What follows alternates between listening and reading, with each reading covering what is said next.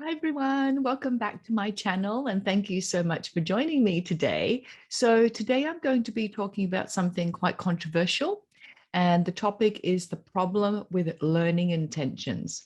So if you want to hear about my thoughts about the problems with sharing learning intentions, then please keep on watching. So I've recently participated in a lot of different webinars and workshops, and this question keeps coming up every time I collaborate with a teacher. What are the learning intentions I'm going to share with my students at the beginning of the lesson or at the beginning of a unit? And I really want to address what the problems with learning intentions are.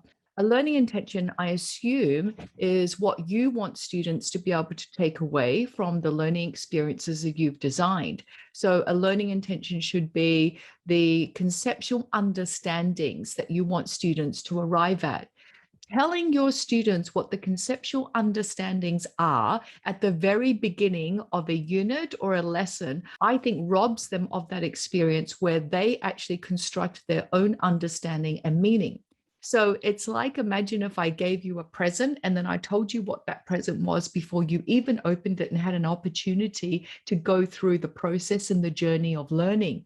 Or another analogy I like to use is, imagine that I tell you the spoiler to a movie rather than just giving you a trailer and getting you excited about the learning experience or the unit. So for me, learning intentions actually rob students of that opportunity to arrive at deep conceptual understandings. And we want to design learning experiences that help students to arrive at those deep conceptual understandings. Now, I want to also address that some researchers have suggested that standardized tests and achievement goes up when we share learning intentions.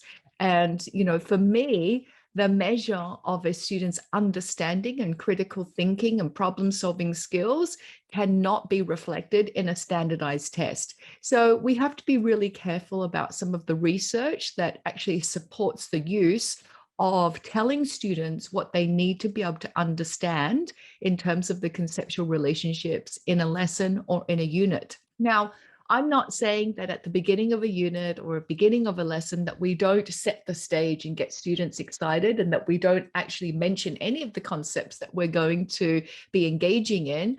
I think the use of questions is really powerful and really important. So rather than sharing your learning intentions and telling your students what they're supposed to be able to understand and do after the learning experience, why don't we pose questions? And they could be conceptual questions or debatable questions that provide that provocation that we want, that excitement, that curiosity that we want at the beginning of a lesson or at the beginning of a unit. Now, the other problem that I want to talk about in terms of learning intentions is that lots of people equate this to the big idea. What's the big idea? And big ideas are sometimes synonymous with conceptual understandings of the unit. And I think the big ideas are important in a unit. What are the overarching macro concepts that you want students to be able to understand? But at the same time, as well as big ideas, we do have topical specific ideas that drive the actual learning experiences in the classroom. So not all conceptual understanding is about big ideas. It's also about specific topical conceptual ideas that actually drive either individual lessons or a series of lessons. So you may design a learning experience that leads to a very specific conceptual idea, but it's not a big idea, a macro concept of the unit, and it might involve the micro concepts of the unit, or sometimes in IB, they call it the related concepts. The related concepts are the micro concepts, and the key concepts are actually the macro concepts.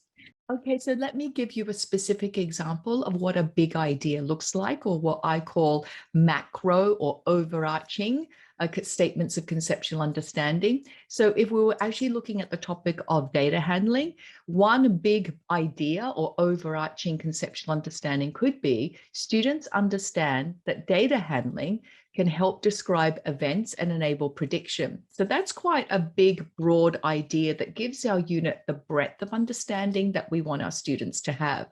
Now, if we want some topical, more specific understandings that drive the learning in the classroom, we could have a statement such as students understand that altering scales and values in a graph may manipulate opinion and skew data. And so you can actually, through that statement, see exactly what the learning looks like in the classrooms and what students would be engaged with. It's not a big overarching idea. It's a more specific micro statement of conceptual understanding, and it gives our units the depth of understanding that we want. So the big ideas give our units the breadth, and then these specific topical generalizations give our units the depth that we need. I just wanted to address my opinion about what I think the problem with sharing learning intentions are. I think that we have to be very careful of not robbing our students of that excitement, of the whole learning process and the productive struggle for them, and allowing them to arrive at those deep conceptual understandings.